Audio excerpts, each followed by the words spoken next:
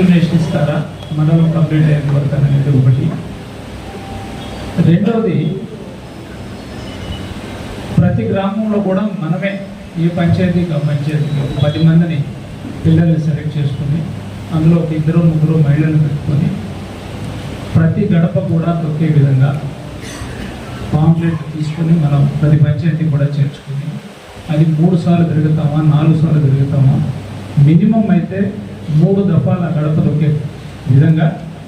ఆ తర్వాత మురళమ్మ వచ్చి గడప గడప తిరిగే కార్యక్రమం జరగదు కాబట్టి మనం ఒక రూట్ మ్యాప్ ప్లాన్ చేసుకుని, అంటే మనకి ఒక 2 రోజులు ఇచ్చారు కేటాయించారు అని అనుకుంటే ఎన్ని పంచాయతీలు కవర్ చేయగలగం, మార్నింగ్ ఎక్కడ, ఆఫ్టర్నూన్ ఎక్కడ, ఈవినింగ్ ఎక్కడ వరకు కవర్ చేయగలం అనేది కూడా ప్లాన్ చేసుకున్నాం మనం.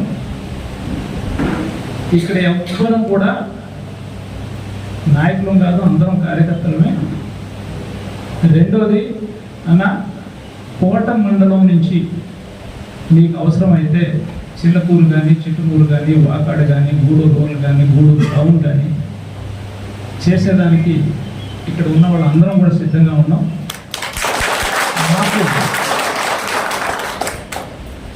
మా గ్రామాల్లో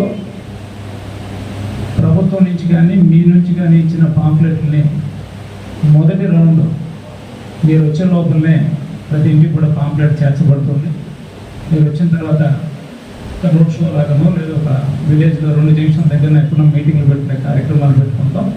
ఆ తర్వాత మీరు ఎక్కడికి రమ్మని నియోజకవర్గంలో ఏ మండలంలోనైనా టౌన్లోనైనా ఎక్కడ చేయమన్నా కూడా మనందరం సిద్ధమేనా? అందరం సిద్ధమా? రైట్. ప్రతి గ్రామానికి వస్తాడు, ప్రతి ఊరు కాదు, ప్రతి గ్రామానికి వస్తాడు.